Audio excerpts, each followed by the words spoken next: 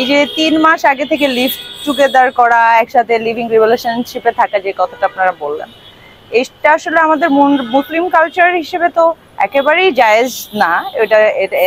এই ইসলামিক দৃষ্টিকোণ থেকেও যদি না বলি, একটা মানুষের সাথে একটা মানুষের মেন্টাল কানেকশন যেটা, সেটা বিয়ের আগেও ভালো হতে পারে, বিয়ের পরেও ভালো হতে পারে। সেটার জন্য যে একসাথে 3 মাস থাকলেই, অনেক সময় 30 বছর থেকেও সম্পর্ক টিকে না, আবার অনেক সময় 3 দিন থেকেও দেখা যায় যে সম্পর্ক ভেঙে যায়। এটা আসলে কোনো যৌক্তিকতার কোনো অ্যান্সার হতে পারে না। এটা আপু এইভাবে খোলামেলা পোশাক পরে ভাইরাল হচ্ছে, এই জিনিসটা আপনি কিভাবে দেখেন? এটা কি সমাজে ক্ষতি হচ্ছে কিনা? মানুষজন কি শিখতে পারছে তাদের কাছ থেকে? না, খোলামেলা হওয়াটা এটা এটা যার যার নিজস্ব মানে রুচির ব্যাপার। এখন আমি খোলামেলা হয়ে ভাইরাল হব, আমি আমার কথার মানে বিকৃত টাইপের কথাবার্তা বলে ভাইরাল হব, এরকম অনেক আমরা এখন রিলস দেখছি যে সোশ্যাল মিডিয়ায় সবসময় নেগেটিভিটি গুলো অনেক বেশি। এবং আপনারা যারা ফেসবুক কন্টেইনার আছেন, কন্টেইনার যারা কন্টেন্ট তৈরি করেন, তাদেরকে আমি দেখেছি যে তাদের তাদের দেখেছি যে তারা বেশিরভাগ নেগেটিভ কথাগুলোই কন্টেন্ট তৈরি করেন। এই কন্টেন্টগুলো আপনারা কেন তৈরি করেন আমি আসলে জানি না। পজিটিভ তো অনেক কিছু নিয়েও তো কথা বলা যায়, সেগুলো জিনিস তো আপনারা বলেন না। এই জন্য যারা যারা তারাই মনে করে, আপনারা যখন বানান কন্টেন্ট তখন তারা মনে করে যে হ্যাঁ, আমি নেগেটিভ ভাবে যদি আসি, খোলামেলা ভাবে আসি, হয়তো আমাকে আমার আপনাদের যারা সোশ্যাল মিডিয়াতে কাজ করেন বা কন্টেন্ট বানান তাদের দৃষ্টি আকর্ষণ করা যেতে পারে। এই জায়গাটা থেকে হয়তো বা তারা খোলামেলা কাপড় পরে আসতে বেশি স্বাচ্ছন্দ্য বোধ। এটা আমার কম বেশি সবসময়ই শুনতে হয়।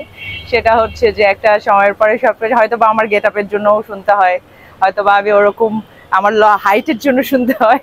এই জায়গা থেকে হয়তো বা আমার স্ট্রাকচারটাই অনেক সময় অনেক দেশের সাথে মিলে যায়, হয়তো মিডল ইস্টের, এই জায়গা থেকে অনেকে বলে আর কি। এটার জন্য আমি আসলে নিজে বাঙালি, আমি বাঙালি। হ্যাঁ, ফ্যামিলিতে তো আমাকে ছোটবেলা থেকে যারা দেখে আসছে তারা তো, তাদের কাছে তো আমি আর নতুন কিছু না, আমি তো পুরাতনই মানুষ, তো তাদের কাছে আমি নতুন না।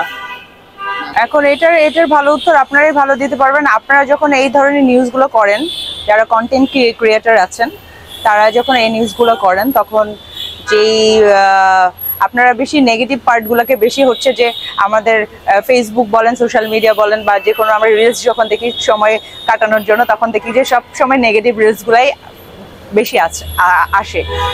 এই জায়গা থেকে ভাইরাল হওয়াটা খুব ইজি মনে করে বাংলাদেশের মানুষও হয়তোবা।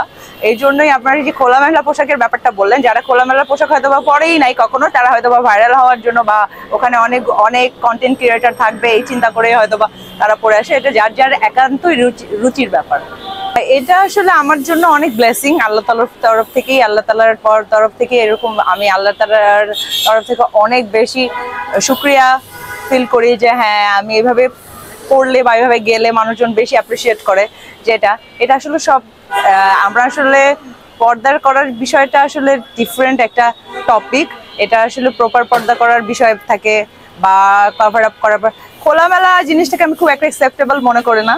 এই জায়গা থেকে আমার যেহেতু ফ্যাশন করতে ভালো লাগে, আমি যেহেতু ফ্যাশন ডিজাইনিং নিয়ে পড়াশোনা করেছি আর কি, সো ওই জায়গা থেকে আমার মনে হয় যে আমি যেহেতু কভার আপ করি, সো ওই জায়গা থেকে ওটাকেই স্টাইল হিসেবে বেছে নিয়েছি, এখন ওটা নিয়ে কাজ করার চেষ্টা করছি।